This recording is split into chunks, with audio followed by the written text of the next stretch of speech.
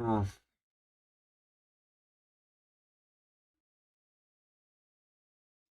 Everything should be working.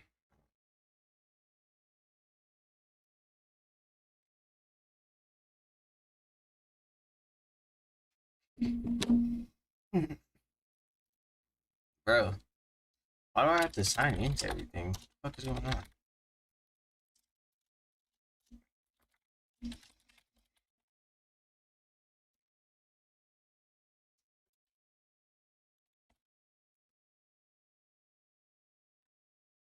Bro, about to get back. Come on. Come on. Come on.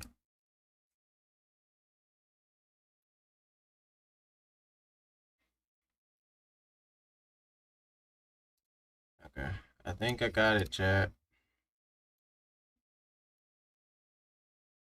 If you're already here, W.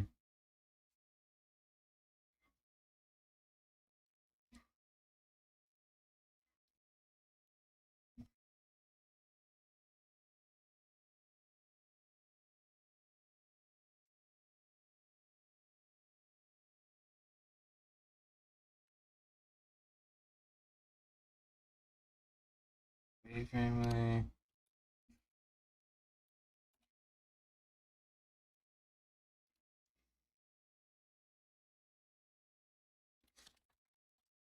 Go.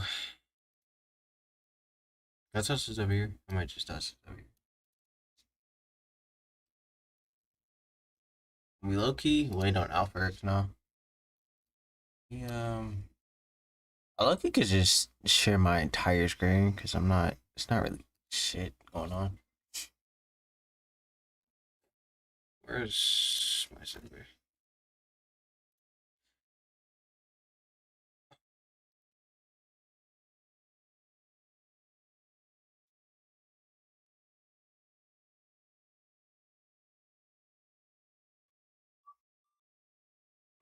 Bro, I low key don't wake up on my sleep for shit like this. So like,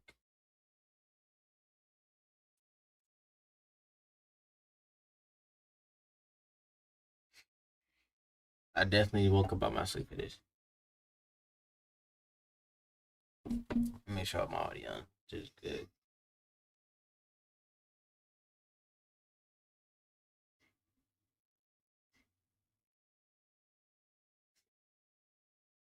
Let me throw something now. Some music or something.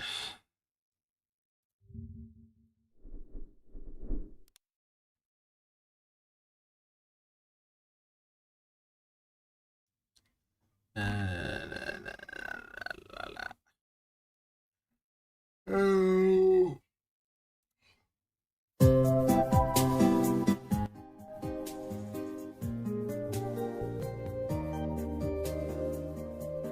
Guys, make sure y'all go sub. Close to 3K.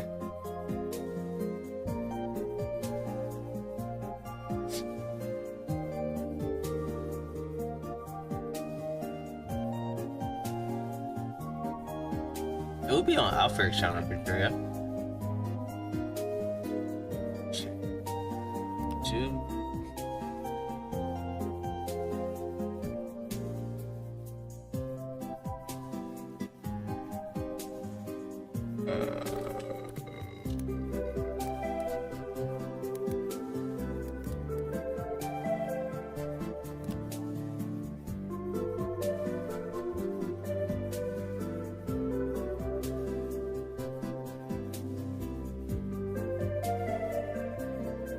Alfred ain't dropped in 2 years? What the fuck? I did not peep that. Why is he not dropped in 2 years?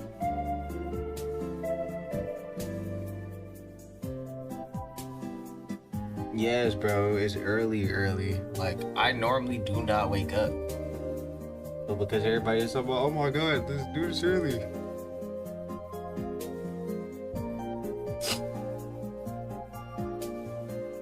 I just got to do it early. Oh my god.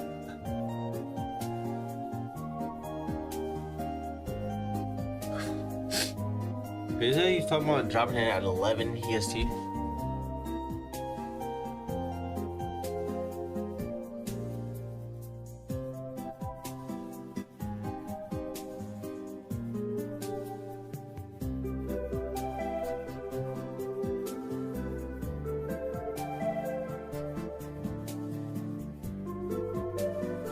I'm probably not gonna have as many views as, you know, all the bigger YouTubers, but it is what it is.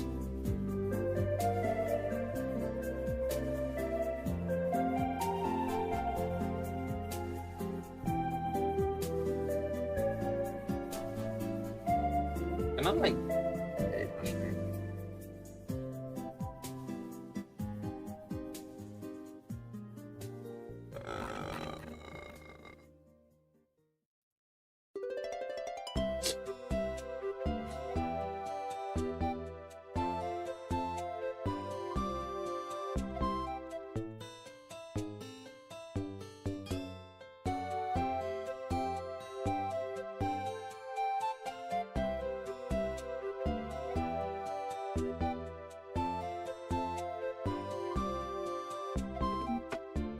I'm gonna try to edit the stream. Let me go to my never mind.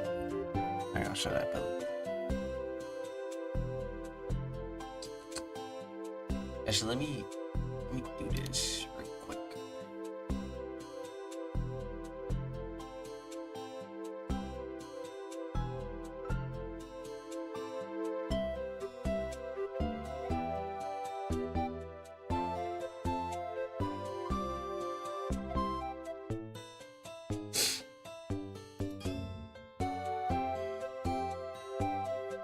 I'm saying. That Holy War X peak.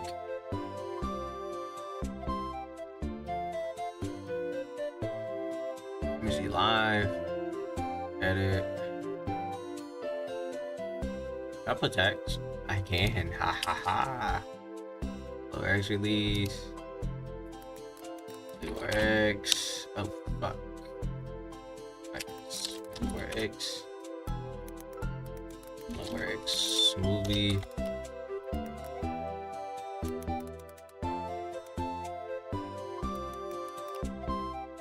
Alright, Alphax probably should be dropping in a minute, I think. Damn, can I keep typing this?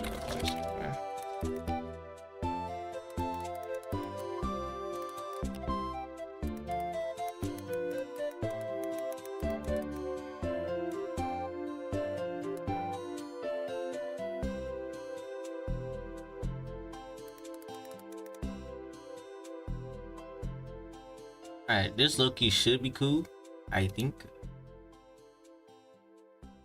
Where's Sneaks? Alright, I keep refresh text. Okay, I think we might be good, chat.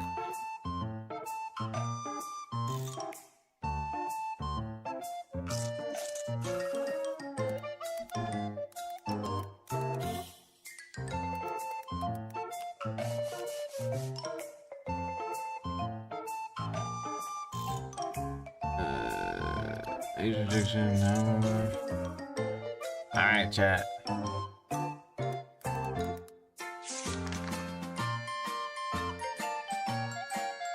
Alright. Ooh. I think I fixed everything. So it should be okay.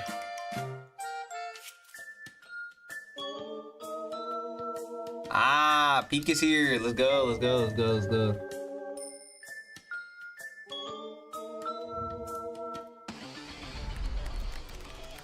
Alright, Chad. An hour movie is crazy. If it gets too loud, let me know. And okay, salutations, you cheeky cunts. Welcome back to another video. Please make sure you like, comment, and subscribe. Make sure you turn notifications on. Make sure you smash that bell button. And fucking hell, we're back! Terribly sorry for the long wait. Sorry for me and the rest of the Holy War dev team. Obviously, we're waiting for devs. My PC broke down. Bunch of shit happened. Fuck.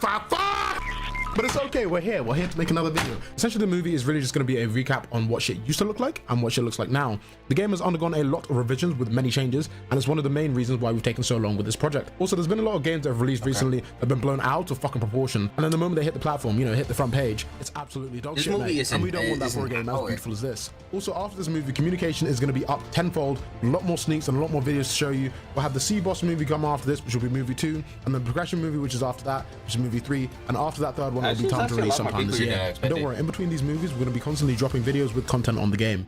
Now, there's going to be a rework on the channel. Now, this main channel is mainly going to be used for official Holy War stuff, official dev things, any projects that I'm working on. And then I'm going to be making a second channel for, you know, me playing games and all my fuck shit. Now, on that channel, I'm mainly going to be playing, like, just games that I genuinely find fun. But then also at the same time, the only Roblox games I'm going to be playing on there are games that are, like, as I just said before, games that I genuinely deem are fun and have value. So for any of you small developers or any of you YouTubers who have, like, these projects that you think are fun, then go ahead, send them over to me, please. And I'll put them up on that channel and I'll give them the like that they fucking deserve. Because I understand how it is as a developer these days. And, you know, it's quite tedious. YouTubers don't want to showcase your work, but hey, shit, if I find your game fun, nigga, I'll fucking play it. But really and truly, one of the reasons why we've taken so long, and this movie is an attest to that, it seems because of the fact that I want to make sure that everything that we put into game was completely exemplary. Something that gave you the joy on Roblox that you fucking desired, that you've been waiting for. So I'm glad that me and my team could present this movie here for you today. Now, first of all, I'd like to explain how the Discord is being changed. We're changing to a subs tier list. Premium Tester is going to be officially off sale. It's gone. Finally. But I mean, it's going to be off sale in the next 2 weeks after this movie releases. But now, one of the things explaining about Premium Tester that I've actually had to say for a while now, the Premium Tester and normal tester, the reason why it's so expensive is like you haven't just been buying early access. It's like a package deal. So I actually changed the name of Premium Tester to VIP. I'm going to change the name of Tester to something else. Now, Premium Testers, what they get is constant free items on various different updates, which they can, like, you know, trade within the in-game store and stuff. So they're buying a package deal, and then also on top of that, within their package, they are also early access testers. Now, early access is not on sale yet, but there is one thing: even though Premium Tester is going off sale, there is still a way to get it. Now, the way to get it is if you buy the server subscription list inside the Discord, which is only about, like, what, $5 or something? $5 to £2 or $1.99 or something. So just go to the Discord and find that out. And every single 2 or 3 weeks, we're going to host a giveaway for the people who are on the subs list, and then we'll be able to give away some of those people, you know, the premium slots. Now, then also on top of that, all these subs tier list people are going to be getting, you know, premium sneaks and premium, you know, info on the game, because obviously we're now closing up and trying to get towards the end of releasing the fucking game for you guys. And I just say, for those of you who thought I was going to abandon the project, realistically, last year I could have just gone off and made some shitty cash grab, made a bunch of fucking money and just fucked off. But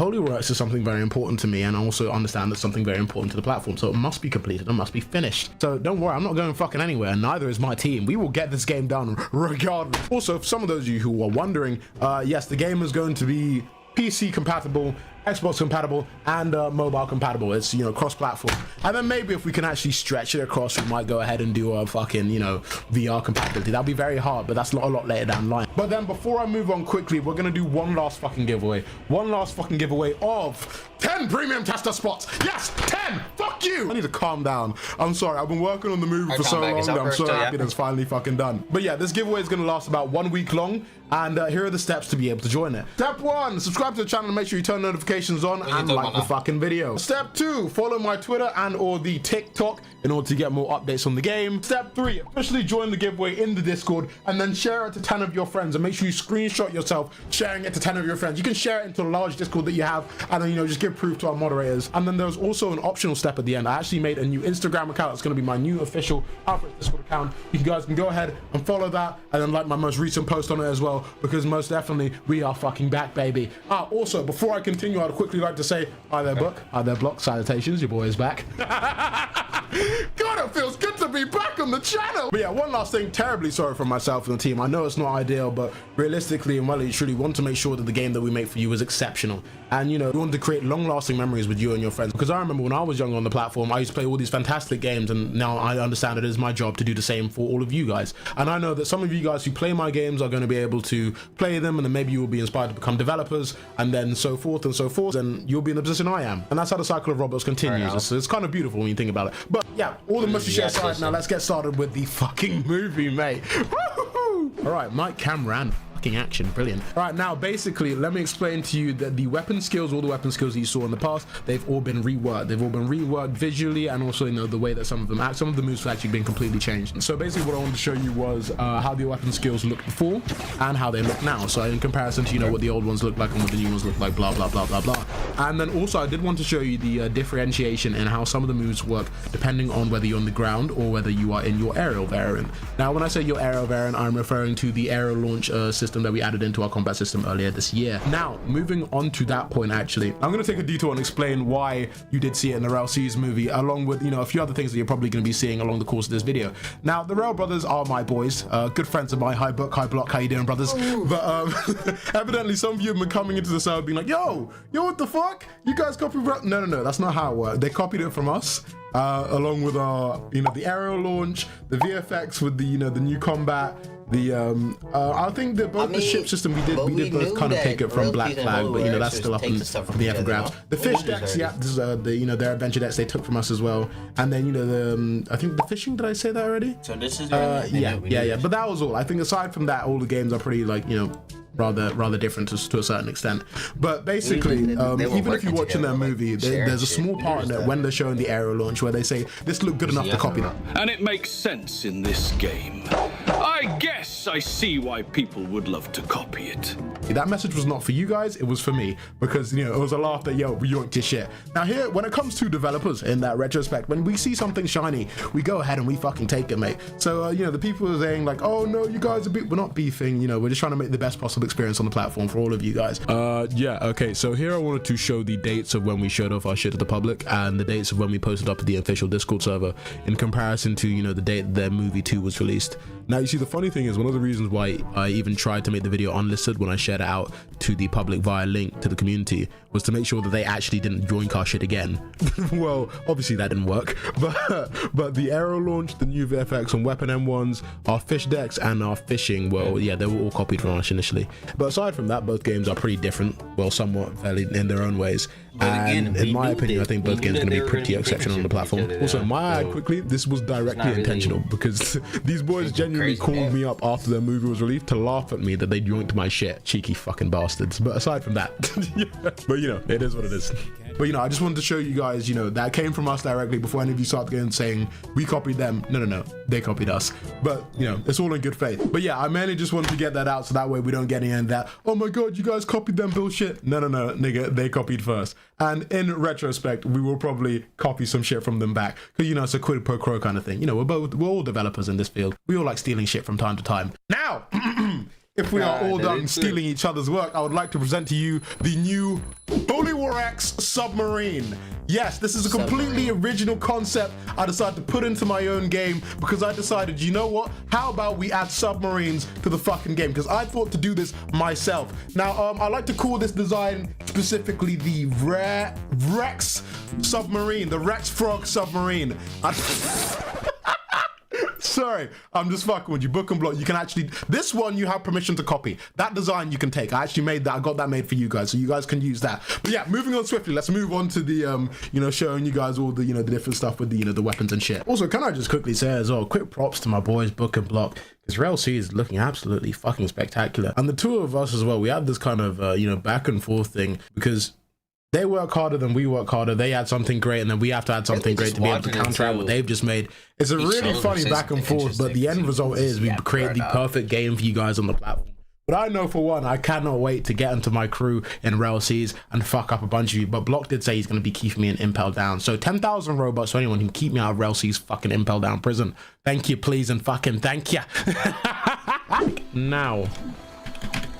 Now, the Warhammer move, what it looks like now, one of the main complaints about the heavy weapons previously was that the weight, it didn't seem like they had enough weight to them. Now, obviously, a lot more weight has been added to them. So obviously, by the way of the animations, the drag back on the player itself, and then also the VFX do help greatly as well. But one of the things as well when it comes to the moves too, obviously, nothing a little screen shake can't fix as well, and then also better extra debris effects when you're using our moves. This is the new ground shadow effect. I think we might actually want to change the animation as well, but we're pretty happy on using it as it is now. So take a look at this now. You can be used at any point in the air as well, and you also have like a directional you have directional control as well whilst you're in the air. So if you jump from a very high position and then use this move, you still have directional control mid-air from where you want to land and position this thing. The next move which we will be showcasing is the Sword of the Beginning as well, the starter sword. Now the starter sword, this is the main sword that everyone will be getting at the start of the game. So at the start of the game, everyone will be using this, most likely. Unless you also get the group sword as well. We'll see what happens. But the offensive slash has been... So let me quickly put on the screen what the old move used to look like. And then this is what the new move looks like. Now, obviously, a lot of these slash move effects on the weapon skills that we had before, we were very lazy with them previously, and you know, essentially we used the same slash on all of them, and it just wasn't really to my liking. Kind of pissed me off, to be honest. But now, obviously, like it differentiates between each weapon, and obviously it looks a lot cleaner. And the same thing as I said before, all the weapon skills now feel like they have a lot more weight to them. Also, when it comes to one-handed swords, we did change the way that a lot of them obviously, well, not only the animations, so you feel a lot better using all the moves for the skills, and you know, also just doing basic M1ing as well at the same time. It feels a lot smoother. Now, moving on swiftly onto the next weapon, the winged spear. Now, the winged spear, obviously known as the Skywing Lance. So basically, what we've done before. So I'm gonna pop on the screen what the old move used to look like, and then this is what the new move looks like. A few things were changed to it due to you know, to help with functionality and whatnot. So obviously, firstly, because of you know, visual purposes, we decided to make sure that the ground, you know, the earth that comes up from the ground, it changes depending on whatever material you're on at the same time, because you know, this adds a bit more to the immersive experience. And also because, you know, the new way that our combat works as well, you are also able to throw a player, let's say, just above ground level, boost all the way over to them, and then just before you're able to smack them down, you can go ahead and smack them just like that as well. So that's also just a small tech just that you can do just if you basically know the you know, the games you combat to, you know, a moderate level. Because let's say when you're in the sky and you're using something like the Sword of Beginnings, if you go ahead and aerial launch someone, because of the way that the move works in the sky, rather than slamming them down or flinging them up in the air like, you know, the ice axe, it'll allow you to continue the combo, not reset it, but continue the combo and then be able to slam them down. Because some of these moves do work as combo extenders. Some of these moves, when it, depending on the aerial state, it will end up, you know, like continue the chain in the air or slam you down directly, which allows you to jump up again and then do a plunge move on them and then slap them down again, and then they knock back, and it's a whole thing. Right, the next weapon that we changed on the agenda is the Mithril Spear. So obviously, the move now before, so obviously, let me put on the screen what the move used to look like. And now this is what the move looks like. So obviously the move has been changed a fair amount. So it's been changed a fair amount, not mainly VFX wise, but then also slightly functionality wise. And when I say functionality wise, the startup has been increased to, you know, a greater speed, so that way we're able to just kind of quick fire it off. Because if you're able to quick fire it off, it makes it a lot more feasible in combat. One of the main problems that we had initially was that, one, it wasn't really a combo extender, and then also, you know, at the same time, it's like you could always see it coming because the charge up was so large. But now obviously, now you could go ahead and lift someone up in the air, go ahead, use it as a combo extender, but a move like this as well. Okay. The last hit, so obviously because of the way the move is situated, oh shit! Because of the way that the move is situated, rather than you continue the combo or like instantly slamming down, Jesus Christ, or instantly slamming down, the last move actually decides to go ahead and slam you down while the other ones are doing consecutive hits. Now I need to reset myself before these guys burn the shit out of me.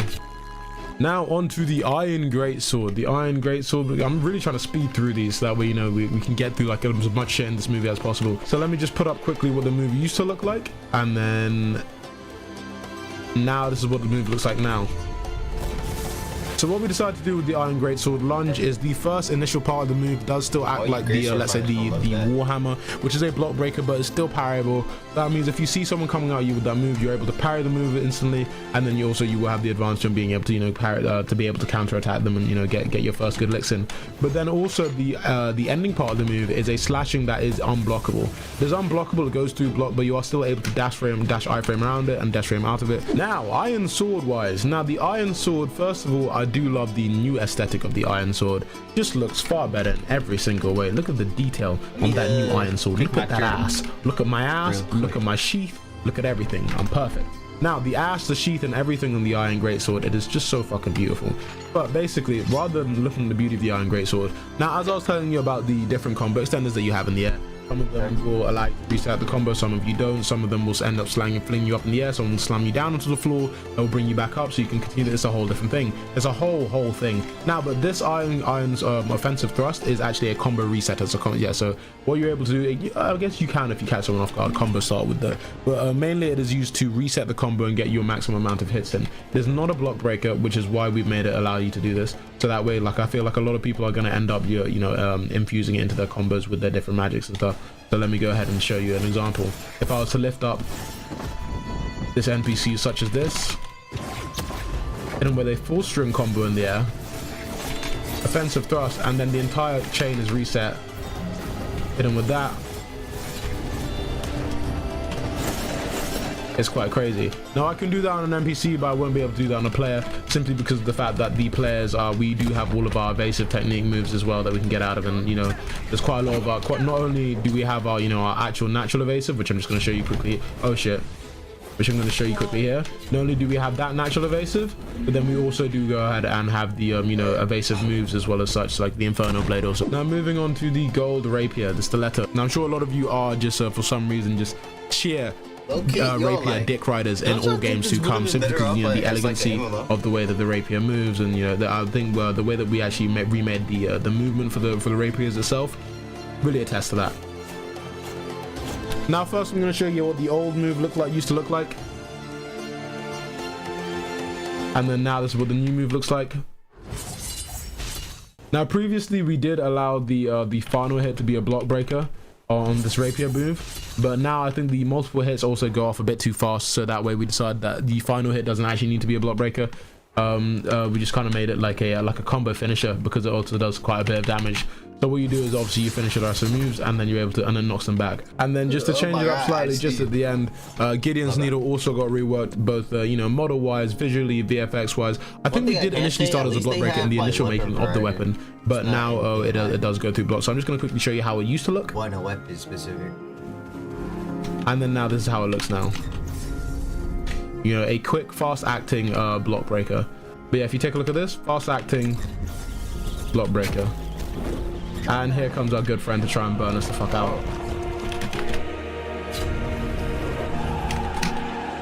And last but not least, one of the weapons, the common weapons that was actually not on the list before, so one of the additions that we actually had to make, well, actually we made two different additions, well, three. So one of them was magic orbs, and another one was you know, the fist wraps, which I'll be showing to you later on in the movie. But this one of the third one was actually the Apprentice Holy Knight Katana, which is to do with the in-game guild faction, which is the Holy Knight. So if any of you guys watch 7 Deadly Sins, yes, you'll be able to join the Holy Knight guild inside the game, and that's how you're going to be able to arrest people. What we wanted to do was add a feel of immersion into the game, where it's like, because obviously in STS, when you have a lot of Holy Knights, you know, infusing their own magic into their weapons and whatnot. So what we decided to do is there are a few small visual aspects that we tune up to the game. So let's say when you're charging your mana color is dependent on the magic that you hold, and then that also transfers over to your aspiring light move as well. So when you use your aspiring light move, the color portrayed is, you know, dependent on the magic you have, because obviously you're charging your magical energy into your you know, your Apprentice wooden katana. So if I go ahead and so as I've gone ahead and changed my magic to ice, now change to blue. It's the small details that matter. Now moving on to the rare weapons, we've got something such as the Shark's Bane. I'm not entirely too sure if we showed Shark Bane previously in the rare weapons, but the Tsunami Dive, at least now you can aim and look at it, point and aim, you know, with your cursor, and then once you go ahead and land, it is also just like the heavy attack weapon, where it is a block breaker, and obviously because it is a rare weapon and is different to the Warhammer, it does actually have a lot more range than the Warhammer as well. You can still also use it in the air and direct where you're going to. And then if you are using shift lock at the same time, rather than like you kind of just have a set distance where you're going, and you kind of just go to maximum set distance. Now the Overflood move is also a block breaker, but it is this one does go through block, but the Tsunami Dive is parable and this one is not. So that is also because the, you know, the charge up is so large. So once you see someone use this move, all you really have to do is back up, and then the you know, the end lag gives you enough time to like dash in and then try and fuck them up as well. Nice try, buddy. That looks smooth, though. This one a better do.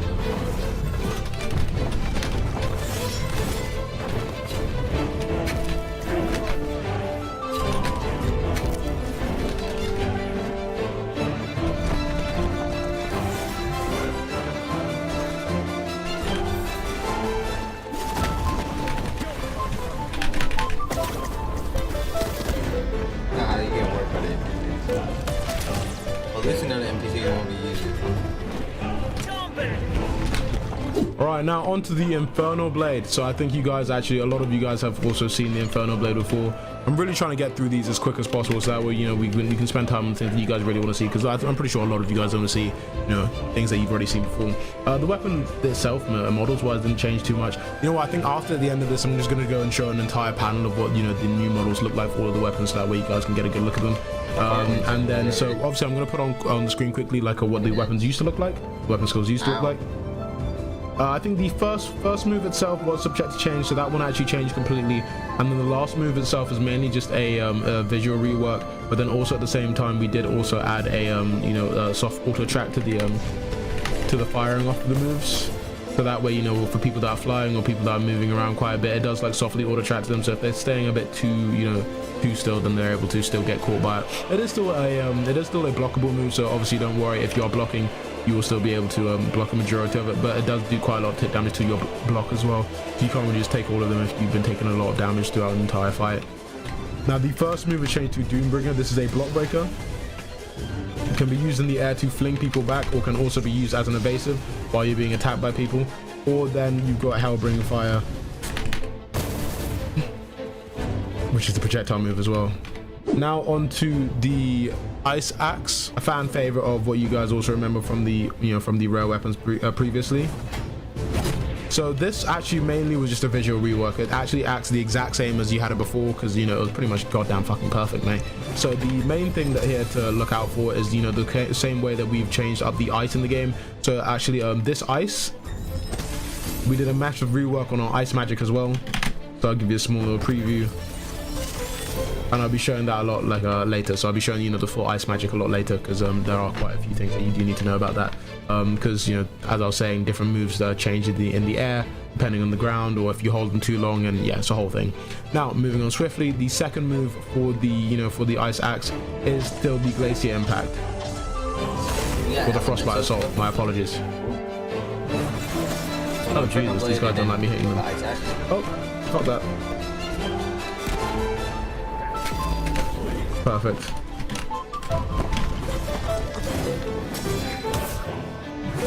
Okay.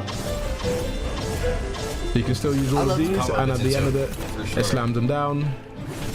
The Crystal Blade, I believe we might have showed before. The moves themselves have actually changed. So the first move, well, the second move was changed. So the first move is actually still the exact same, still same functionality, but a small punch has been added at the start of it. So that way, if so the move is blockable, but the first part, if you are too close in front of the person, they do a downwards punch on you, breaking your block. Over here, as you can see, they're able to break the block, but if I'm able to do it in front of their face, then I just slam down with a punch and I break their block, and then I'm able to continue a punch. So some of these moves, obviously, if you play the game more, you're going to be able to understand that you just got to be able to be a lot careful for quite a lot of weapons, and there are a lot of weapons in the game as well. So I think the more you guys do play, the more you're going to get more familiar with, you know, all the different weapons in the game, and, you know, how they're able to, you know, get past your defenses and whatnot. So you always got to keep a keen eye for. You got to keep a keen eye for what weapon someone is carrying, what magic they're using, and what combat style they're using as well. Because we also did go ahead and then added a bunch of new combat styles as well. And then along with that, all of the you know, different moves and shit as well. So I'll explain all of those later. And now one of the final new, one of the new rare weapons that we actually did add as well, which was a Fimbulvator, which is a boss drop. Now the I don't think, actually, you know what, I think it's a normal, no, it's a boss drop. Yeah, it comes from the Caesar boss, which we're going to be showing later in the movie 2, or I think just before the movie 2, in a showcase of how the larger bosses work. Now the Rune Frost move. This is a projectile move. You can use it from anywhere, a bit like Rukio's move from Bleach. Ice Axe and Ice. Using this will capture the player in ice, and then be able to smack them up in the air, and you know, just kind of leave them there to do a jolt up in the air and an ice cube, pull back down. Pretty nice. It is a blockable move as well, so don't be afraid, even though, you know, you can kind of catch anyone from anywhere with it. And also there is a massive symbol on the ground, so it does give you enough time to you know, get the fuck out of there. So it's mainly used when you can kind of predict where someone's going. You made them use all of their side dashes and whatnot. Very cheeky. But then the second move is an instant combo extender called Winter's End, which also, you know, encases them with the freeze effect. So let me go ahead and show you on these dummies real quick. Can be used for combo extending.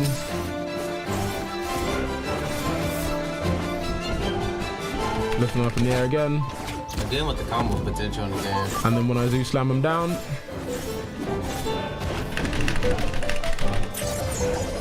Oh shit. Use the move. It's not going as I planned. It's not going as I planned. It's not going as I planned. Definitely not going as Oh, okay, so they can be frozen as well. Like there we go.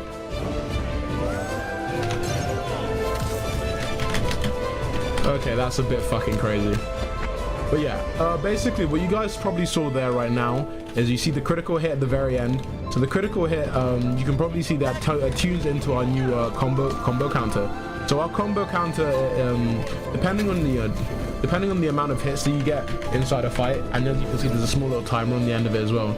Depending on the amount of hits that you get inside of a fight, the moment you get to Dragon Style, which is at 60 hits, you are able to do a critical hit at the end of every single combo finisher. So at the end of your M1s, and then at the end of your M1 strings, and then also it does change the effect of some moves as well. So I'll actually explain that when we get onto showing the magic moves, because if you are, there are some moves which actually work as they're not block breakers, but the moment you do end up on your critical hit stage after you reach 60 hits, they will be able to surpass block, doing critical hit damage and breaking someone's block. Oh, you know what? I didn't actually show you the final move, the second move of Crystal Blade.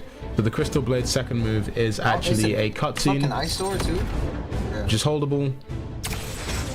And it's called 1000-fold slash. Pretty nice, pretty snazzy, and I'm gonna refresh quickly so that way these get. Oh nope. Now moving on quickly, what we're gonna go on to is Dark Ledger.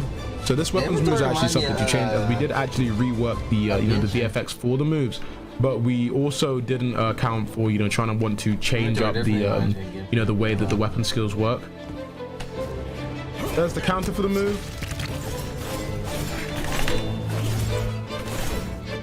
The second move, I think the sound effects still need to be done for it. And then the third move is say slash, and then a projectile into a a little vortex hit that we can also use as a normal projectile. I'm cooked. I'm cooked.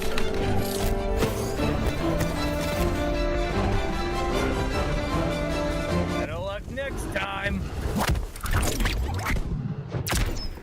And as I feel that this segment is actually getting a bit too long, what I want to do quickly is I'm going to go ahead and show you guys I'll show you like one of the moves of Red Piety, and then I'll show you the Cracked Spear as well, which is one of the mythical drops from the Kraken boss. Now the Red Piety move which I want to show you is a Bloodletting Strike, which is just like to show you like functionality on some weapon skills and some moves as well. Now obviously as you guys can, sorry, I'm just eating a bit, trying to get my saturation up for my food. I'm just gonna get over my saturation bar. Alright, now the initial move, the Bloodletting move, the Bloodletting Strike. As you guys can see over there, it's I'm healing up, but also at the same time it's like it takes away my my health from me. Yeah, that's simply because of the fact that this move itself, it like mainly banks on you trying to take from others, and the lower health that you get, the more the more health, the lower health that you get inside of a fight, if you use this on another player, you're going to be able to inflict more burn damage on them. And then you're also going to be able to like take a lot more, you're also going to be able to like take a lot more health from them, so you can it can help you in the lower end of a fight. So let's say you are fighting in one of these scenarios, a lot of the time, rather than going ahead and just like using all of your weapon skills, and you're probably mainly going to be banking on using your magic skills or like one of your combat skills, just to be able to like continue like getting in the amount of damage. But if you start to get low within a fight, then you're able to use a move like that to be able to inflict burn damage on them, and then also get some of your health back, because the more like the lower you are, the more health you take from them when you use this move, and the more burn procs you do to them as well. So you see how in the middle of a fight, since I'm already low health, at the moment I start attacking, I can gain my health back, but if I miss him, then obviously I put myself in a position where I'm more likely to even lose more health. So a move like that is also more of like it's a tactical gain back of your health, and you gotta be very smart when you use it. But there are quite a lot of moves like that in game, which are also like you kind of just have to think when you're using them in order to tactically fight. Now onto the mythical Kraken Cracked Spear. Now this spear is actually probably one of the most used things in testing right now because of how versatile it is. It is also it is a crazy moveset. So what I'm gonna do is I'm just going to show you quickly what all the moves are quickly before actually using them inside of a fighting setting. So the first move, called Snag Harpoon, you're able to launch this shit across the map to be able to get someone and then pull them towards you. It is kind of, it's parryable, so when the player is pulled towards them, then it is parryable, then they can parry you, and then you can like they can get a counter off you. But you know, the main thing you have to be careful of really is that you have to try and catch them off guard with it when, you know, they're not really expecting this out where they can't really parry you. And then the second move, not only does this it can be used in combos, so when you're already hitting someone with your M1s, then you can use that, but then it can also be used as a projectile, as you can see, to be able to shoot across someone. This is also an attack and a counter, so if someone hits me during this, it parries them, counters back, and then it goes into a whole cutscene move if you're able to land the hit. And then this is a AoE slashing, kind of like a mini cutscene move that brings everyone onto a bunch of spikes. Now let me go ahead and show you how to use it in action.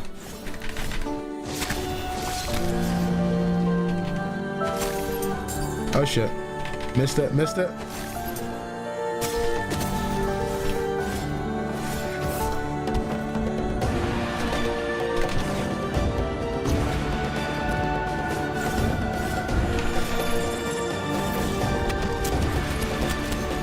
Can I please keep in mind as well, you will not be able to do this to players, because obviously we've made sure that with the how smart the NPCs already are, we wanted to ensure that like they weren't able to use their evasion bar, because obviously like a lot of the time for humans, for players to be able to get out of combos, we use our evasion moves, we use our evasion bar, and it makes it a lot easier.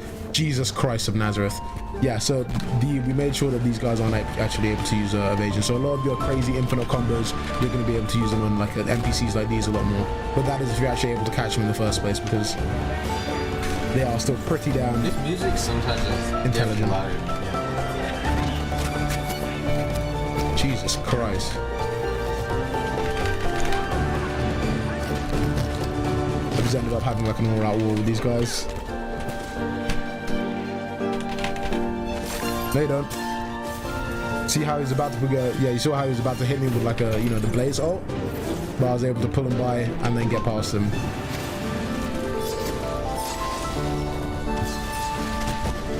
Brilliant. I mean, that brings it to all the weapons all the weapon skills that I want to show for this. So yeah, I think we'll leave it there. And oh yeah, let me show you what all the new weapons look like, and then I think we'll actually leave it there.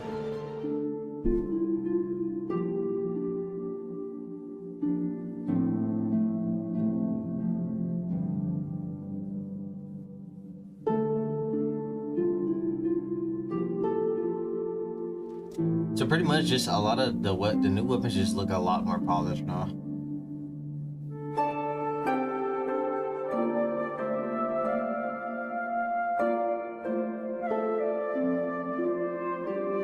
Now what I want to do first, I want to go about and explain to you all the kind of like mini changes we'd like done tweaks wise to ensure that, you know, the boss was fun to fight. And obviously even now I feel like the bosses are still subject to some form of change. But I think this is like, you know, the main rough variations of, you know, the kind of small level bosses that we're gonna have. So physics wise, we fixed how some of the moves were able to allow you to go past the boss. So initially we were able to, like, let's say a move like one of these bloodletting moves for the crack spear, you know, it travels you forward, it gives you momentum when you use it. So obviously here we allowed it to make sure that, you know, when you use it here, like it stops your momentum, so that way all the damage you want to inflict on the boss, it goes directly to it rather than pushing you past it. Because obviously the bosses in game work a bit like the Elden Ring bosses, which don't have like a proper stun to them, but more like you attack them and you give damage onto them, and then, you know, they stagger, and then that's when you're really able to capitalize on damaging them. We also decided to go out of our way to try and make the boss a lot more responsive, because originally when we had first made the boss, so first of all we made the you know, the moves for the boss, and then we started working on the movement. But then also what we realized is that the boss, even though with all the like attacks that I was doing, it wasn't really quite reaching the player. So you know, we made a few tweaks and adjustments up to its speed and then its hitbox, you know, the way that tracks onto the player. So even as normal M1s, it tracks onto the player directly at you now, in order to you know, actually catch the player a lot easier, so that way it's a lot more challenging when you're fighting it. Yeah, so I'm gonna go ahead and show you that later on in the fight. Okay, now here's a quick note I wanted to add. All bosses and mesh deformation mobs in game are actually able to, we made it so you're actually able to transform into them. You guys won't be able to, but by, you know, dev console, we're actually able to transform into them and use all the moves. as we please. And that's mainly one because of the fact that when it comes to closed community for the games, the actual community for the game, not the main RP, when it comes to the community side of the game, let's say for those of you guys who are SDS fans, the lower ranking demons will actually be like, you know, the red demons in the game. So it's a bit like you know, in the actual series where the lowest ranking of the demon clan were, you know, the red demons and the gray demons. So inside the actual game, the red demons and the gray demons are actually bosses, but you know, obviously in game we want to allow people to actually play as like the different mesh defamation bosses and stuff. It makes it a lot easier for us to ensure that the AI can think like an even better player if we can ensure that it has all the capabilities of one. It made it a lot easier for us in general, just allowing us to every single mob or every single monster and boss that we add into game that we're actually able to turn into ourselves, and that we can fully really like delve into and test it properly. And when it comes to significantly larger bosses like the Caesar model, which I'm probably just gonna pop it on the screen here real quick, but you know, like the Kujira, which is a sea boss, or you know, especially one of these larger bosses, we decided to add a sort of jiggle feature towards the larger bosses, such as like they do in Elden Ring and whatnot.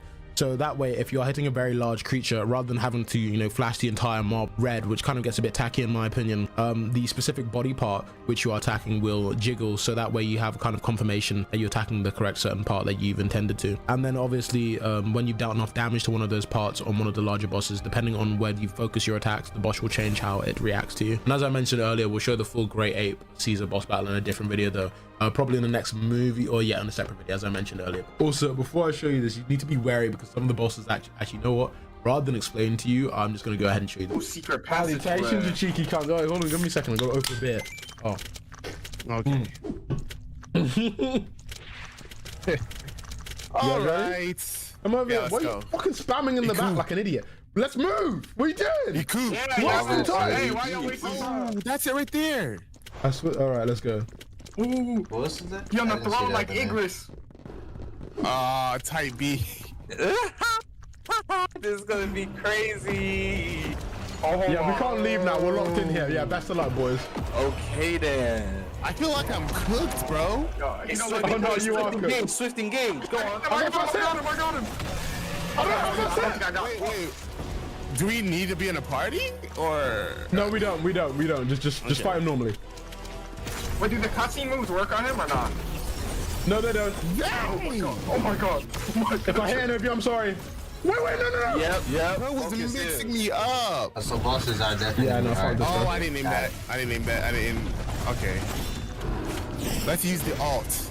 Oh, get him. He down. Wait. He's not down just yet. I'll do that. Charge my mana. Oh yeah, who just grabbed me? What are you doing? I'm sorry. I gotta change the lighting for this place. I don't like the lighting in here. You say he's fucking the shit out of you, bro. He's getting fucked up. He's fucking the shit out of me. Here we go. Oh no, fuck this. Yeah, someone do the cutscene on him. Yeah, you got him. Just not. That cutscene works. Wait, what button is it through the cutscene? It's just M1? So no, yeah, use M1 here. Okay. Okay. I got him. He's like at half. No. I need to block. Let me block more. Why is he focusing on me? He's not focusing on me. All right, let me charge. I'm gonna die. No, I feel like I haven't confidence enough here. You'll be alright. I just wasted my ult. I'm sorry. Oh, wait, Swift DFG. Instantly. Who used that spike? No, what is the? No, I'm actually gonna die, bro. If I die, do I respawn in here or am I cooked? No, you don't. You see that entrance? The entrance is locked, bro. Yes, because I can't even complain because I've been hitting half of you. Oh, bro, I'm like, bro, This is pretty cool that the buzz is pretty innovative. I'm just trying to survive, so I you know, I'm not just staring at a wall. I thought I could parry it. I can parry it. Thank you, Pump. Bro, I might die. I actually might die. When you pump, I actually might die. Yo, someone take over. Don't worry, I'll save y'all. Since we're not in a party, bro. Sage is not saving nobody. Yo, party's not gonna fucking help you. It just reduces damage slightly, bro. Slightly better than that. What the flip? I got him there. I got him there. I M1. tried to get him low, it didn't work. No, he's not to be. Yo, no, because no, the cutscene, like one the cutscene, tap the cutscene gets him a lot lower than. I'm murdering people when they take- come inside this room. On me. I never started talking. I just no, hear no. Sage and. Give me a player killer. I know. I gotta be. You're the same age. Eat in the Beyblade, bro. It's a joke. It's not that serious. All right, I'm a alt. Why is it whenever I try to alt, bro, he cancels it? No, don't look at me. Don't look Try at and parry, me. try and parry. I ain't dying here. It didn't work, it didn't work, it didn't work, it didn't work. I ain't attempting no parry. Sage is not. I tried. But was no, the not parries is how we blocking get the at most all, damage think on about him. it. Hold on. Got him.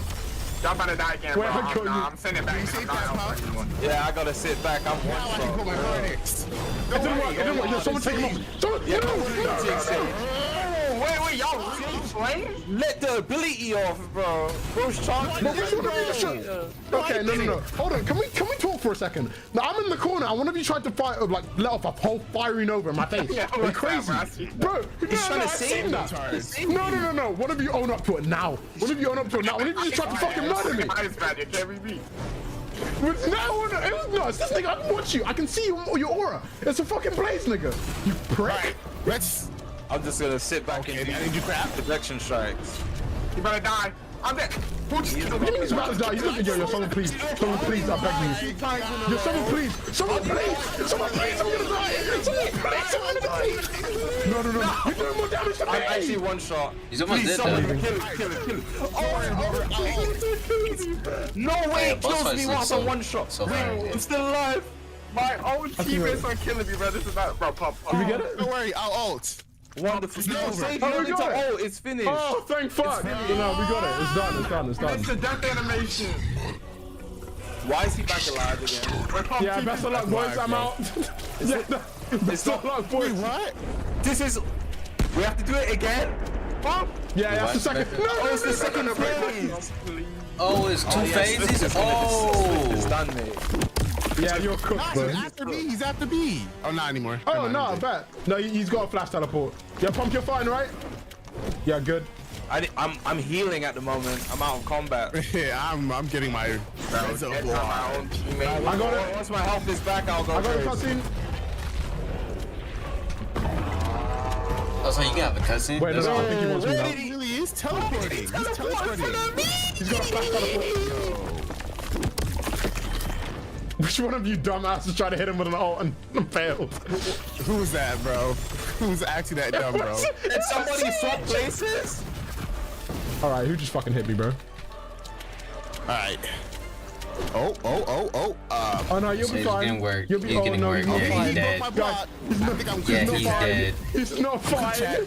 He's not fine. Can he go after a revolver? Like, leave me alone. He was just after me. He's Don't cursed. slow me. Yeah, he's cursed. He's not fine. He's cursed. Combos. Absolutely murdered. I'm out. Oh yeah, cooked. That's Yeah, crazy. I'm Like, you bro. can make a game and then still You're have hiding in that fun. log. Nah, nigga, we're fighting equally, nigga. What the fuck You is can tell wrong like with you? Alfie is One just tap. having a You can fucking breathe and I'm blast. dead. Oh wait, Ags, yo, hit him a little bit. Yeah, I'm him. So he just I'm needs gonna try to to chase him down. Got him. Oh, thanks for hitting me, bro. Wait, what? Oh. Please. Yeah, he can do that. Wait, oh. so, am I not gonna heal? No. I think I'm next. I think I'm next. Guys, someone? Wait, I'm he's one chasing tap. me. Don't worry, guys, I'm coming. It's a kill. I got it. You're a sacrifice. You're a I got it. sacrifice. No, why Where'd is he go? he What the coming fuck? after me, blood? I'm coming right next to Sage. This scumbag. What's going on? What's Did going you on? hit him? Wait, Did you hold on. hit I got him? this. Nah, I got him. I did. Got him with one. Oh, I found it, but there's a barrier. Guys, somebody please help me. You got it. Gosh, it's fully. I think I hit you instead of hitting him. Oh, you think? Really? Dickhead. Okay. I'm not gonna lie. This guy wants to run Hold on. ones. I can't run ones with him, bro. Yeah, he's made to directly target. Jesus Christ, hold on, I can't even explain shit. Whoever the strongest man in the room is. No! Swift, you have the most HP, please, Guys, please. Swift, do something. I'm going in. I'm Do going something. Do something. Something. Go in. There we go. That's some damage. Oh, wait, shit, my bad. Come on. Guys? Oh, I gotta charge. Guys, somebody? Yeah, Somebody's just looking at me. What's just looking at me? I got you. Your king is here. Y'all safe. I downed him. Oh, I'm gonna cut you without beating his ass. I'll be boom. Bah. Ooh, okay, I see you. Okay, thanks for that, Swift. I love how Jesus get a Christ, chance Jesus to Christ. Swift, enjoy. do I look like the Get a chance Minotaur? to just activate one. Guys? Swift is here. Okay. Swift is trying to full combo me. The closest silly killer ninja. Get out of here. You just ignition fisted me, you dickhead! Bro, I was trying to hit the Minotaur, bro. You was right there. Oh, really good fucking job, you prick! Okay. Oh, now you want help. This guy was trying to. I'm one tap. This guy's basically trying to player kill me. Talk about some axe help. There we go. Landed right on him. Let me use my weapon, Oh no! bro. Look out! No, he's gonna do the jump grab thing. Attacking his teammate. No, This is the only where it can be. Not if I can help it. I'm sorry. Help what? Yo, somebody help me! Somebody help me! Look at me! That's not even me. yeah, Somebody right now. Yo, somebody please! Somebody please! He wants me! He wants me! Nope. Look, he's dead now, right? I did it, guys. I did it. Sage, you're such a hero. Do you get a last hit Sage, you're bonus? such a hero. I wonder if there's like last hit bonus. Most of the fucking damage I got was from you! No, it's Swift. Can you stop team killing? Wait, why is it bad? Your ass. No! That cancels the win. That cancels the win. No. Now, what I want to do quickly is I want to explain how the boss works. Now, obviously, the Minotaur boss has two stages. You guys just saw previously in the small little battle we did with the YouTubers. And as you guys have seen, they're very large mesh deformation characters, which are the race transformations. And the Raw actually has a special ability to be able to knock you out that form, so that way you're able to fight him on a base level, which is more so assuring that you fight the Minotaur whilst you're on your R15 stage. So that way all the moves that it has are able to work on you properly. The next move I'm showing here is the Tornado Spin. A Tornado Spin is not a block breaking move, and it is blockable, but obviously because of the way that it tracks around you, it can actually end up going behind your block. So what you have to do constantly whilst this move is happening is you have to be facing directly towards the Minotaur, whichever way it's coming at you, that way you can block as much damage as you can, because it is quite a high damaging move. The next move here is the Heavy Attack. Like the other AI in the game, the boss can tell if you're blocking, so if you are close by and you are blocking, it will use this move in order to break your block and block break you. Now what I'm going to show here is the Minotaur Charge. Now the Minotaur Charge works in a very specific way, where if it catches a player whilst you're in its path, it's going to pick you up and travel you along.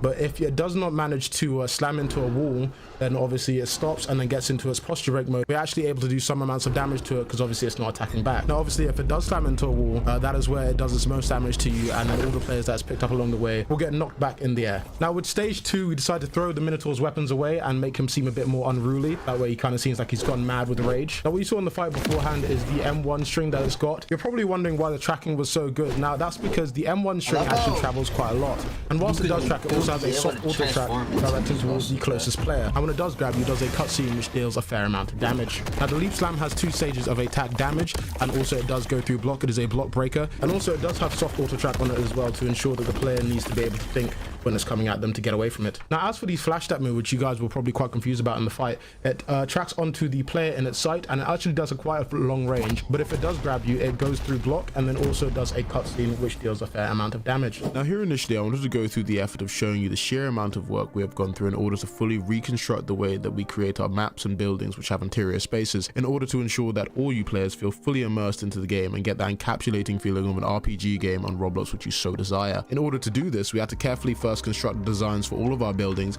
and decide whether we wanted them to be open plan where you can just run in quickly for efficiency, such as the potion shop shown initially, so you can run in and purchase enchantment scrolls and or potions, or quickly sit at a stand and make a potion yourself and then be out on your way and explore the rest of the game. game. Then when it comes to something as important as taverns in an RPG game, every single floor had to be properly planned out beforehand so we could really hit the medium where we could keep the detail up enough for all of you to feel amazed by your environment, whilst also leaving enough space for you to socialize and fight whilst keeping it all optimized. This new approach for us buildings wise has helped us tremendously improve our environmental aspect of the game and makes the users feel much more immersed. On that note, all islands for the game have been completely redone aside from the Guild 4 islands, since they were damn near perfect. But navigating back to that point on the new buildings which have interior spaces to navigate through, a large thing for us approaching this, as you can see here, was also ensuring that there were places which have very large open spaces like this due to the new extroverted combative nature of the game, with numerous interactive quests and many boss battles, which slightly differ from the more homely tavern vibe in which you were presented with earlier. Then still at the same time, we decided to keep some of our more tight-spaced and enclosed interactive buildings such as our blacksmith shops, as I felt that some stores did still need that feeling of an in-depth enclosure to really immerse yourself into the idea of purchasing and upgrading items with an interactive NPC inside of an RPG store, which a lot of great games do to this day, such as Skyrim and many others. Ah yes, the old maps. Now, for example, I decided to use Amalfi Island, which some of you guys had seen before, as you know, the main example of what the old maps used to look like. Now, if you see here, the terrain is all very blocky, and it's very hard for us to navigate through, like our NPCs to navigate through, and also our wildlife, which you added in, which I'm going to be showing you later, to navigate through these maps and islands. Also, if you can see here, everything's a bit too clustered and too close by. Obviously, we do still get that same very homely feeling of walking through a city and being immersed by the environment, but also at the same time it's a bit too enclosed for a combative sense, because the game has gone through massive combative reworks where all of the combat is a lot more fragrant and a lot more widespread, especially when it comes to transformations as well. So it'd be a lot harder for players to be able to navigate through these towns whilst they're in their goddess mode or their demon mode or their giant mode or so on. But yes, essentially the old maps did look fine to a certain extent, but in my eyes they were severely lacking something. They were severely lacking substance and a certain level of detail which matched the the aesthetic qualities of everything else in Holy War X.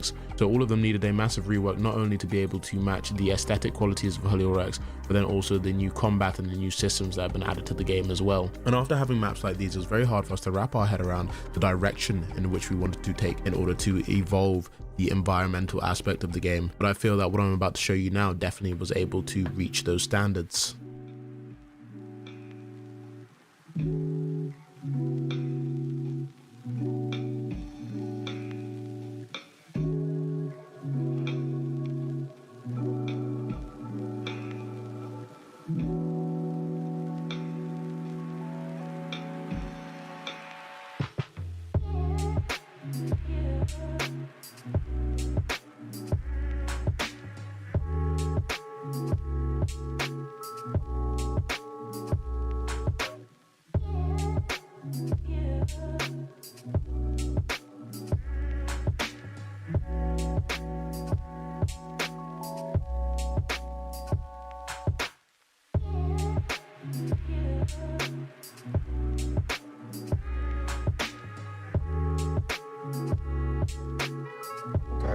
Also different maps and stuff.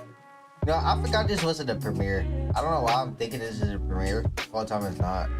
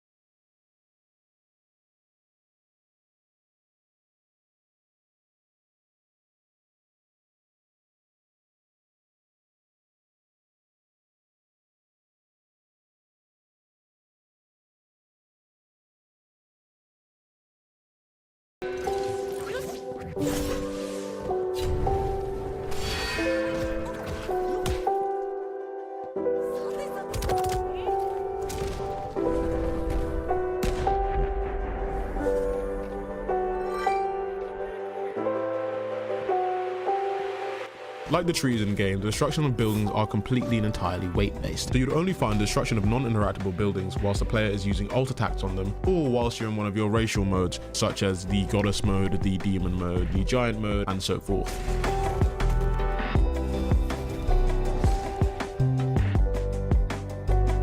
Is it the goddess mode? I think this might be the goddess mode. They're actually kind of cool.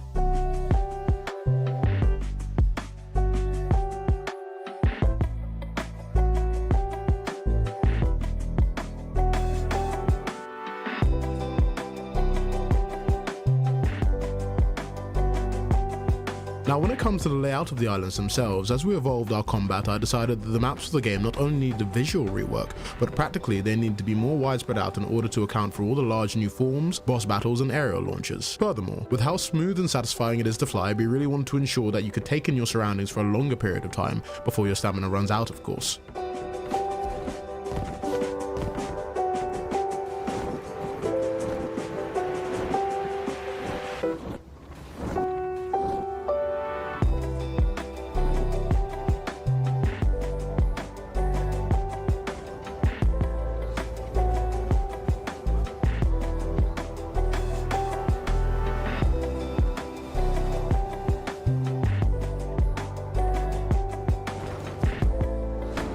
I got shoes. Oh no, my headphones fell out.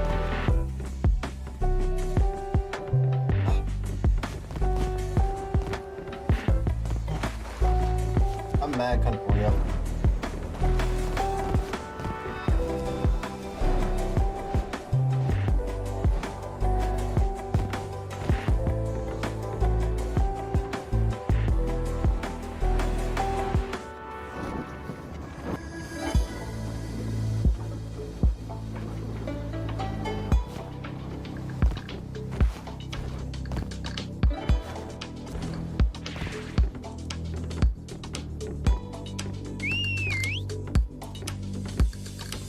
Where's calling?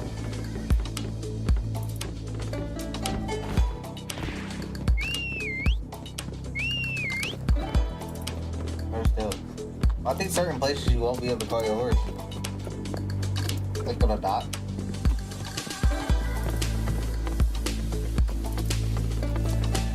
That's pretty cool mechanic.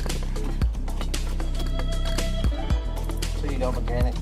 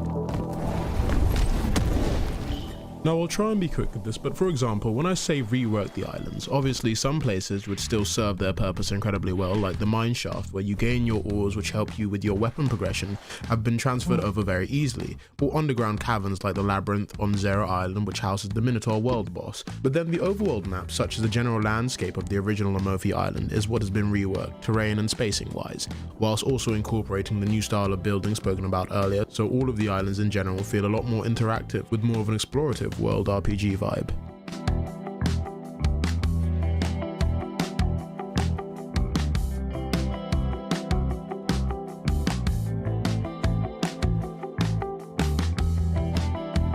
I love how explorable the map looks. Maps are really, really explorable.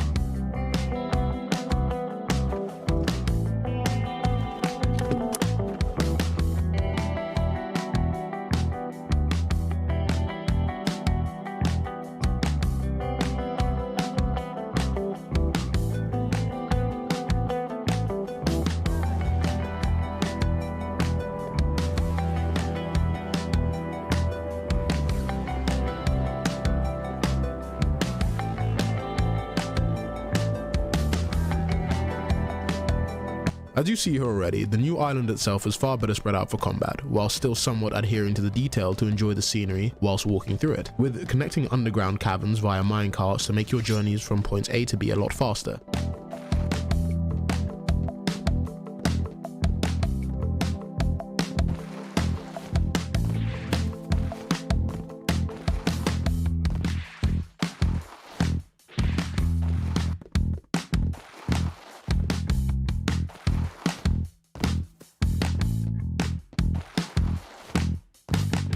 Then, as you see over here, is another example of the new building styles added in order to add more of an interactive feel to the buildings, making it feel a lot more like an RPG. All other islands have undergone the same transition apart from Leonis, since we somewhat feel that it still meets the standards of quality to this day.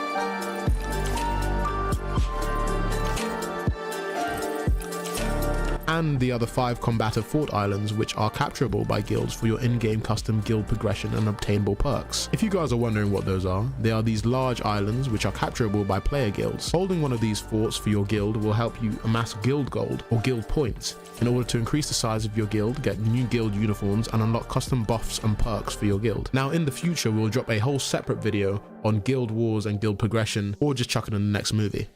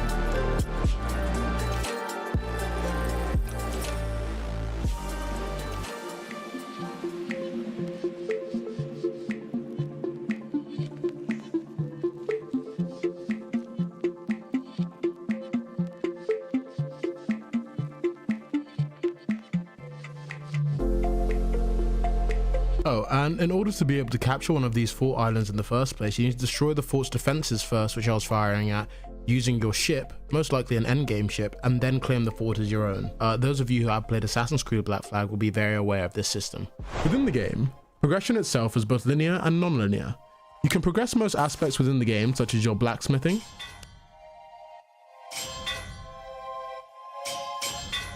flight,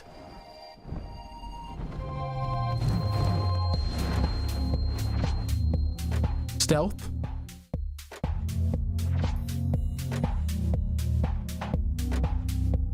Lockpicking. Lockpick. Nah, the lockpick is crazy.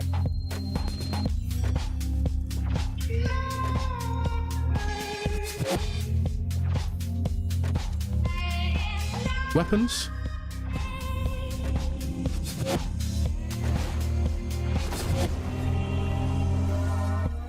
Cooking.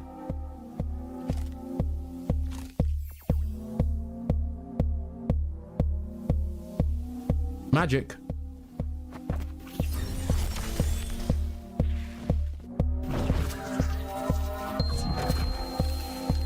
Fishing, and many more.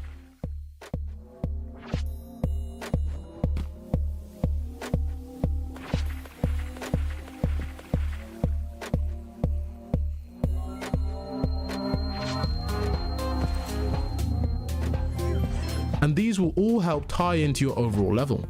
But when it comes to the main linear progression, you actually find yourself going through our game's custom storyline, which will help you make the jump between around levels 1 to 5, completing not only combative but also problem-solving tasks and objectives. Seeing that the next story level requirement would be at about level 10, to make up the remaining levels, one would have to indulge in set side quests which you can pick up from NPCs stationed around the respective islands. Then, getting more towards the endgame guild wars and ship or sea farming also ties into how one would progress. One of the main cool aspects of the game is how we decide to customly tackle making our mission system, which I would speak on further, but since some developers can't keep their fucking hands to themselves these days, we're going to wait and throw it into the next movie or just in a separate video after that. The variety is crazy.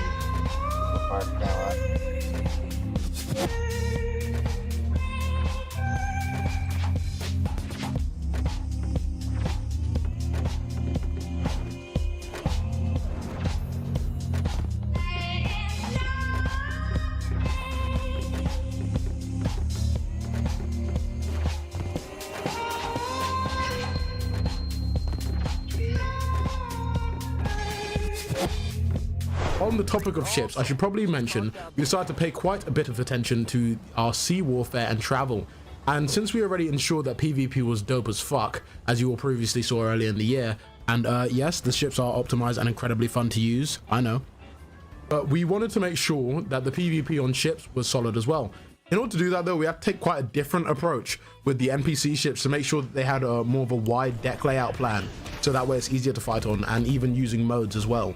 Now, for gameplay purposes, we wanted to make sure that the NPC equivalent was quite a bit larger than the average player counterpart. This way, towards the end game, when you're trying to farm these NPC endgame ships for, you know, good drops and loots and materials and crafting and whatnot, you would most likely need multiple player endgame ships and a high level players, which in turn will make, you know, the fights a lot more entertaining and just, you know, a lot more fun for the users themselves. Now, regarding loots and drops, the way ship battling works is that a ship will have two stages once its health is fully depleted, where the first one is when all the ship's health is gone, the ship will now be stationary, unable to move and on fire.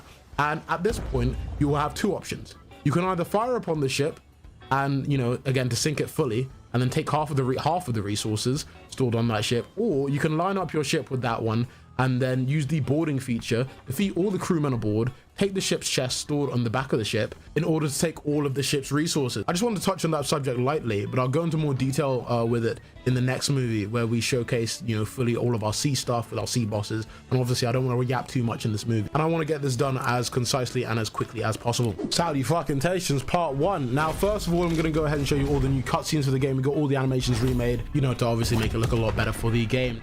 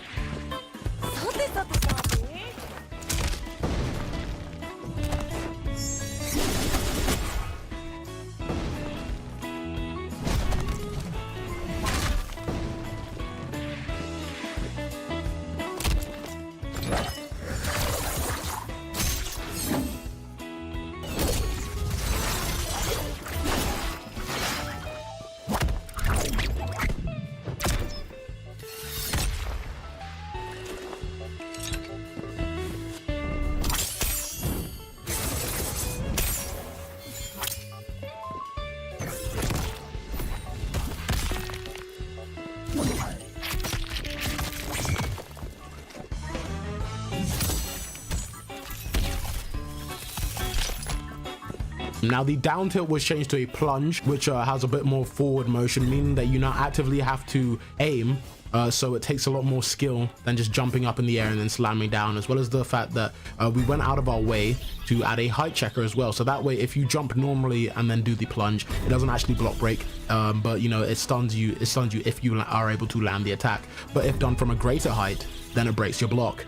Also, all in all, it just looks a lot cleaner, a lot sleeker, a lot nicer. Active abilities in order to close the distance between players was also added. Now there is an active ability for every single weapon class and combat style, but we also changed it so that not all of them combo extend anymore. Through vigorous testing and, you know, with the main testing team, we found that too many infinite combos were being created with it, and it kind of ruined combat. So only now the short sword can combo extend using an active ability off like an M1 combo string due to its rare and unique nature. Also due to the fact that within the series, all short sword users happen to be the pinnacle of strength in the show. So you know, let's say Meliodas, Esterosa, Zeldris as well. So we decided to give the game, you know, this specific fan service. And then also there's only a few short swords in game anyway, and you know, they're actually quite rather rare to find. So also all weapon classes, due to their attack speed and base damage, have now essentially called for their own unique play style, which is quite cool, which adds a certain individuality to the game.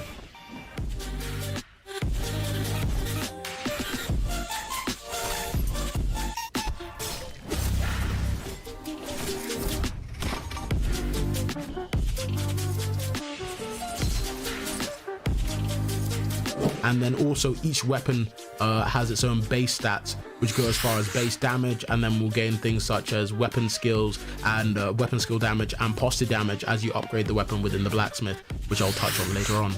Now with our new combat last year, we decided to add the aerial launch into game. The aerial launch is where you launch your opponent into the air and you're able to follow up with a continuation of the combo, which takes up about a third of your reservoir when you do that. Evading actually takes up all of your reservoir bar, and how to fill it back up quickly is actually landing damaging hits, encouraging all players to push and attack a lot more to ensure that, you know, we don't end up with infinite combos. So even though the game is true stun and has parries for, you know, the heavies attacks and also certain different attacks, it's not really a true stun game.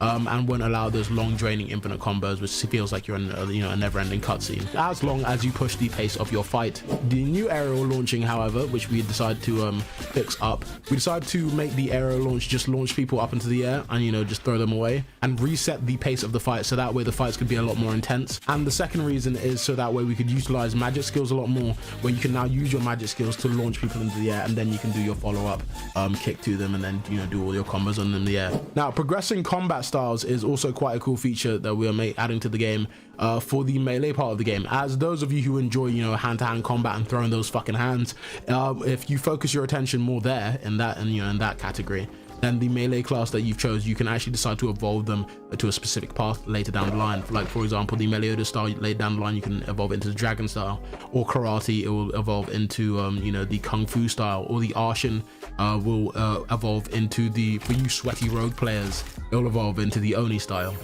And when it comes to the magic orb class, though, we are very excited to add this into because of Merlic's magic orb in the show, which is a very unique weapon that she uses, and we had to think of a way to add it into the game and make it plausible with the way our combat works. What we ended up deciding on is that magic orbs would be an accessory for those who want to, you know, take on the full magic builds, as orbs don't do loads of damage, but will be more depending on the stats that you have catered into your magic. And also they're really primarily used to start up magic combos. The animation concept for it initially was actually based off the orbs from Brawlhalla, which actually the end product turned out pretty fucking well. Now on that note, here's a quick show of the Gauntlets class, as well to cater to those who are going on the fist build, so that way you can upgrade your gauntlet weapons at the blacksmith and go toe to toe with those who are using these mythical weapons against you, so that way you can make your gauntlets around 6 stars level as well. Speaking of mythicals, the mythical gauntlets are actually the arcane gauntlets, you know, Vi's gauntlets, and we spent a lot of time, you know, just working on this because I am a massive arcane fan, and we decided to, you know, really want to just go full dive head first into like making sure that these look perfect.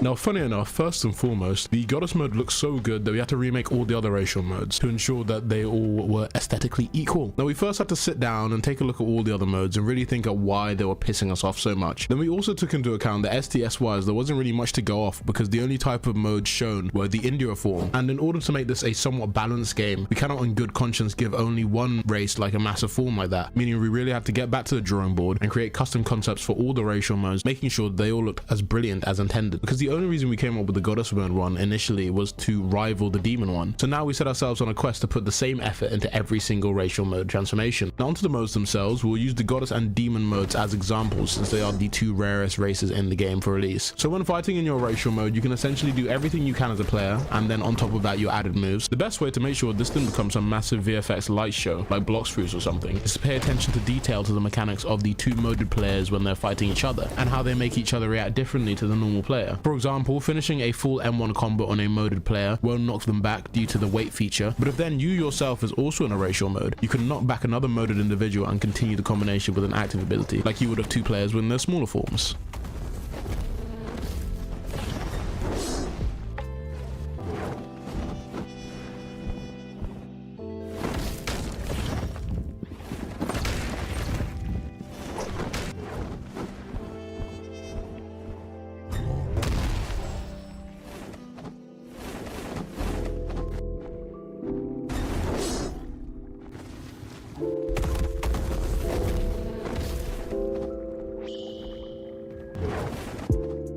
We wanted to ensure that each racial mode felt individual, so the goddess mode focuses more on speed, the demon mode focuses more on assault, which is why when it does this full M1 combo string, fireballs are shot out to the side to make sure the destruction is brought to everything within its path.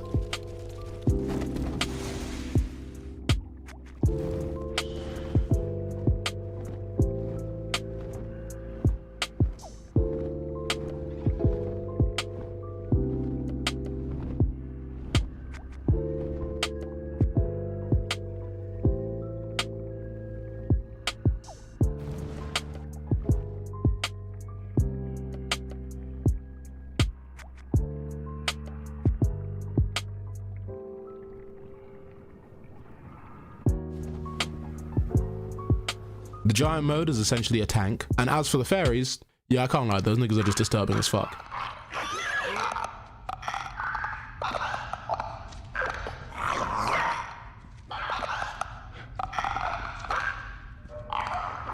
You can be brought out of your mode via moves such as the Minotaur's Roar, which gives a demoding effect, but also later on, once we add further power level scaling, like in the series, higher levels, immense magical pressure can knock you back out of your mode too if the power level between you two is too great and you choose to knock them down a peg. Progression wise with modes, these race modes that you see here are the max evolution possible for the normal variants of a race. Higher variants such as the noble demons, goddesses and so on will be able to evolve further, but actually as you go up a stage in power, it knocks you back into your R15 form, so they can take on the appearances such as the assault mode and then further on the demon king mode, which will be on updates post-release, so you don't need to worry about that for now.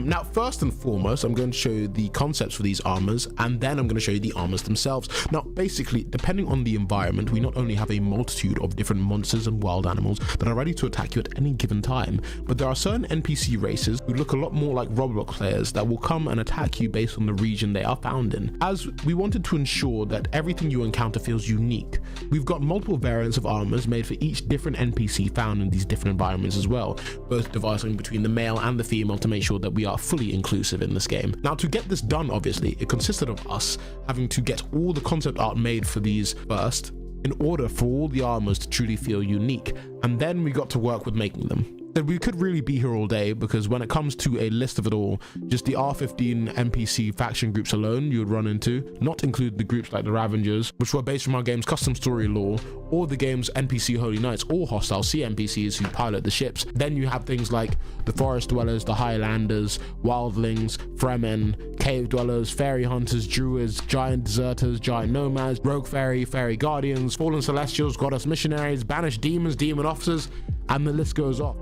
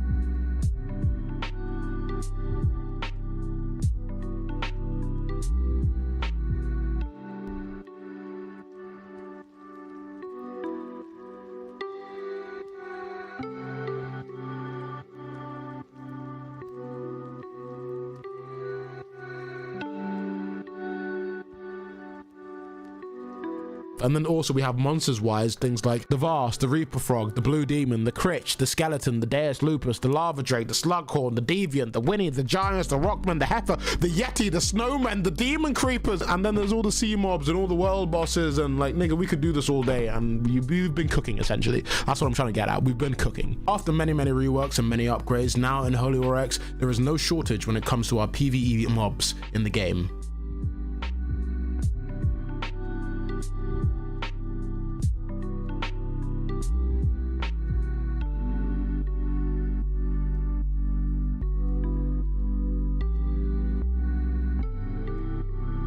I think on release there will be a minimum of 117 NPC armors, and this isn't including boss drop armors. Also, don't worry, all of these armors will be attainable in-game as well. The game's drip right now goes hard as fuck. Now when it comes to capes, since we started this project, we added initial capes for King Arthur, and that was essentially it.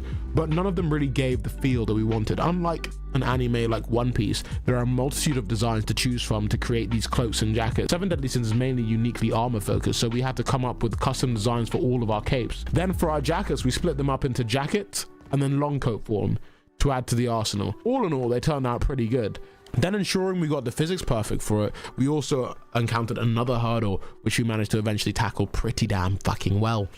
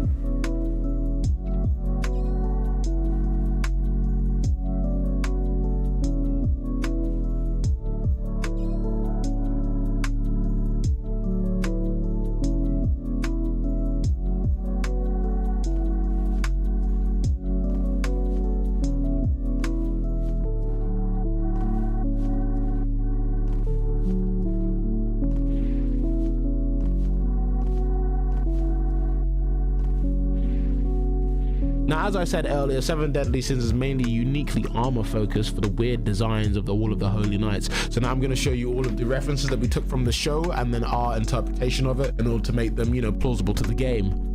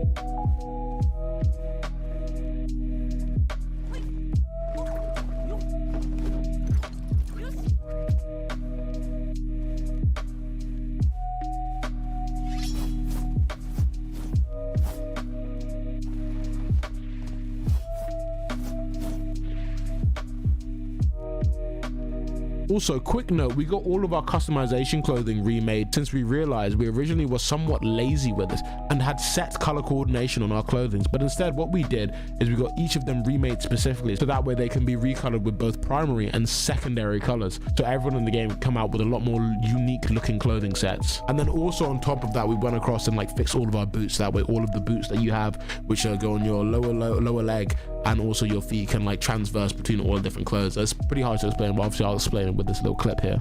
So now with all the new special armors and fresh customizable clothing, which has even now specifically been remade so all the high boots fit on top of the pants in game, if I see a single one of you in game looking the exact same as someone else's character, nigga, I'll kill you. There is no excuse for you to be copying another man's drip, another man's sauce. There is no reason for you to be stealing anyone else's sauce in this game because it is exceptional. You know what, let me stop. I feel like I'm threatening some of you a bit too much. Let's move on quickly. Now, onto wildlife. Unlike normal mobs in-game, wildlife do really mind their own fucking business. Although they are necessary for cooking a majority of your meals, a majority of the wildlife in-game will not fight back and just run away from you after sensing they're in danger. But for ones that do fight back, since their primary source in-game is mainly just being food, they obviously have quite a lot simpler attack patterns than things such as demon mobs and world bosses and your average player looking NPCs. Still not simpler enough to let your guard down though, because the wildlife that do attack have a lot of their moves set to be finishers, so best either get to killing or mind your own damn fucking business.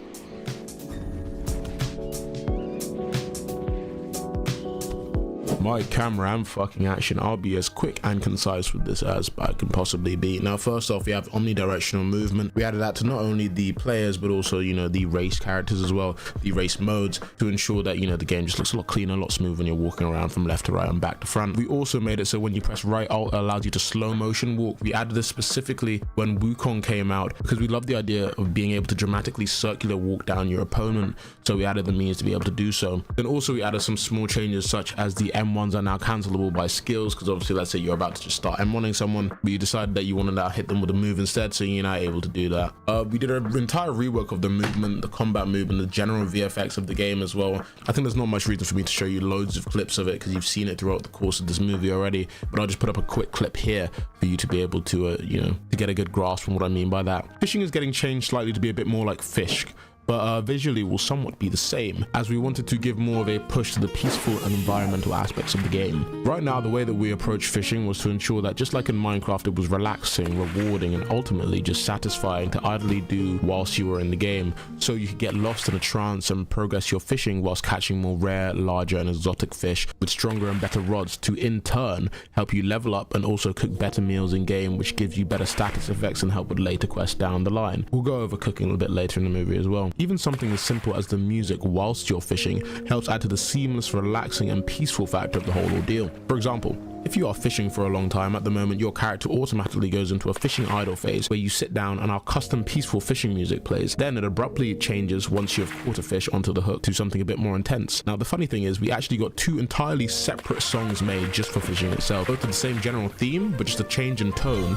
so that way the two songs blend into each other perfectly whilst you get locked into your fishing excursion. Though after seeing fish, we realized what helped attest to their game's success was everything I just mentioned now, with a few extra things such as the large world exploration experience, which we already have, but also simple things such as being able to show off your latest catch to your boys. So we'll add a few things to fishing on top of what we have now, such as, you know, mutant variants for our fishes, more fish in general, tweaking the mini game to make it a bit more intense and a bit more, you know, a bit more gripping.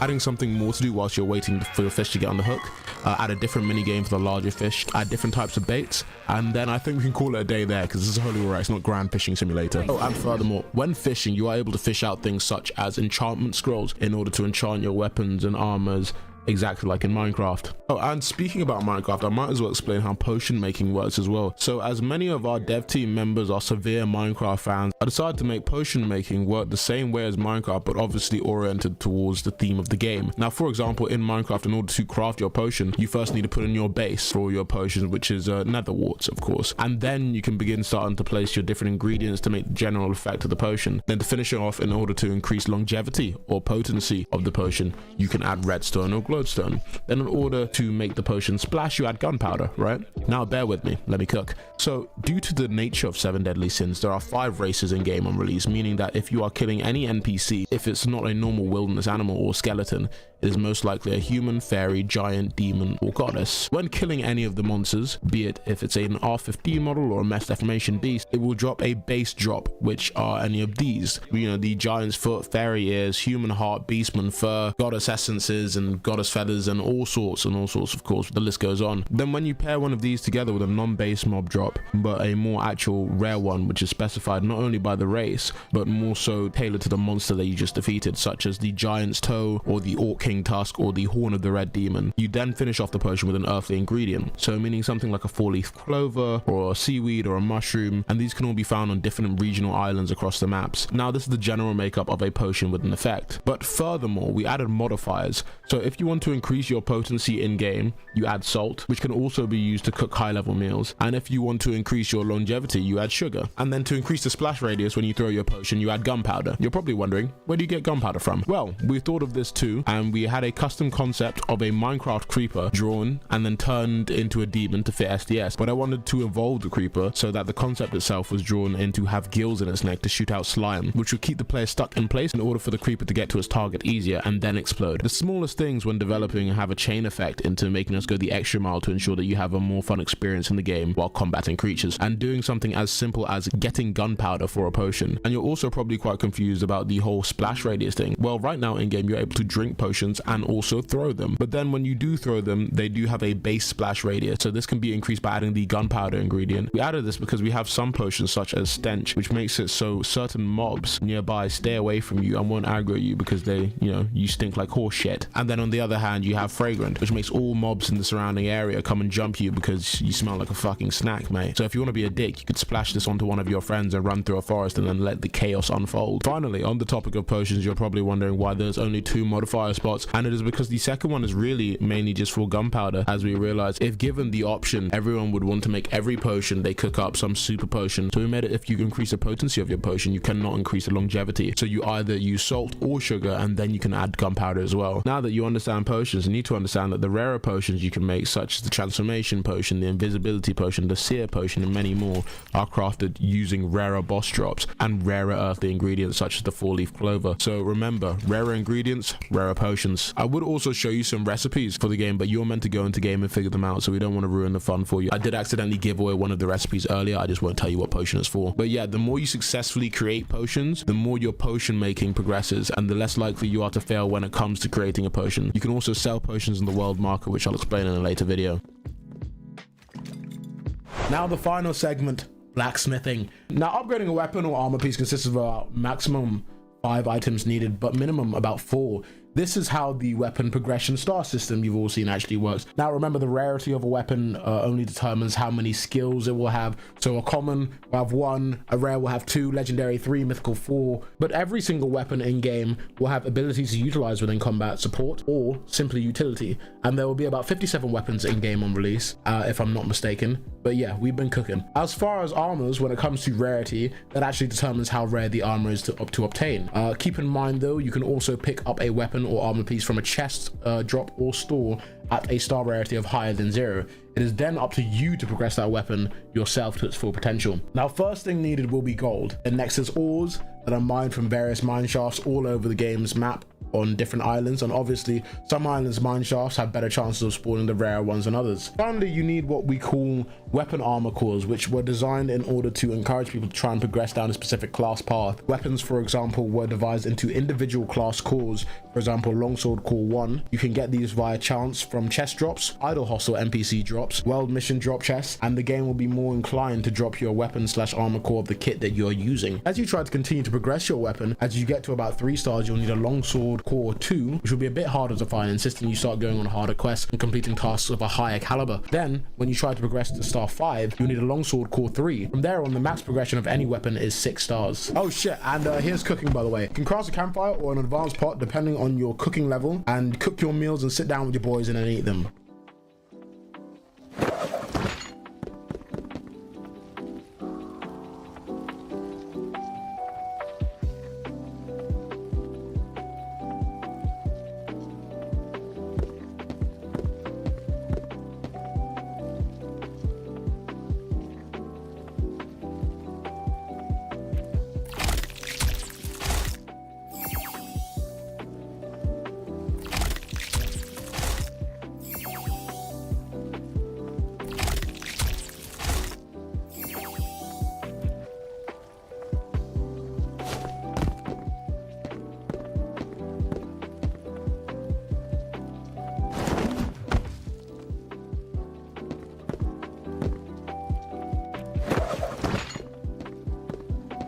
and it looks like we're finally fucking done. Now, before we wrap up, I'd like to quickly show you guys what the game looked like.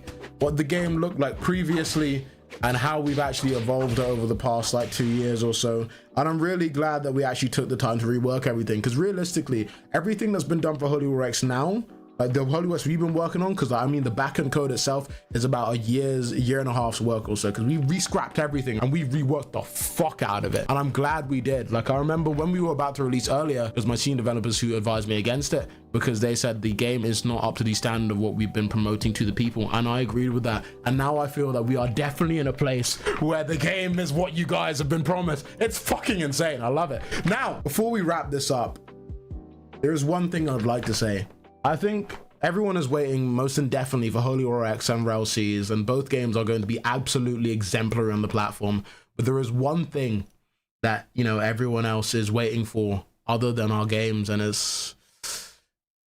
You hear me? Hit the rollie stone with the rollie on. What was our getaway car, Jag portfolio? You hear me? Hey, I heard I had some